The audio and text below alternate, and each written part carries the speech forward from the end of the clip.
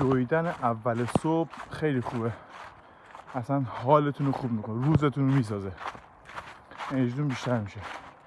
حالا ما که میریم ملل میدویم، اگه یه روز بریم جنگل زاره بدویم، چون درخت داشت، یعنی واقعا جنگل حالا محیط طبیعیش قوی تره دیگه، طبیعت واقعا انرژی طبیعت بیشتر باش ترکیب میشه و حالتون بهتر میشه، انرژیتون بیشتر میشه.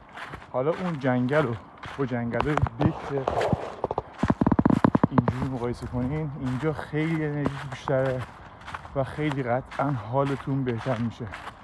شما خود به خود بعد یه مدتی که دویدن، پیاده روی، اصلا قدم زدن تو جنگل، اصلا میخوایی ندو، شاید یه سری مثلا الان نتونم، کلن حالتون رو خوب میکنه. این باعث میشه که به مرور زمان خیلی از چیزا رو بذارید کنار.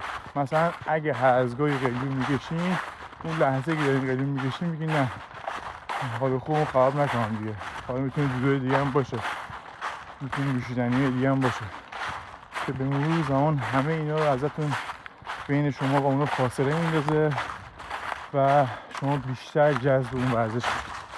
امیدوارم که تنتون سالم و حال دلتون همیشه عالی باشه.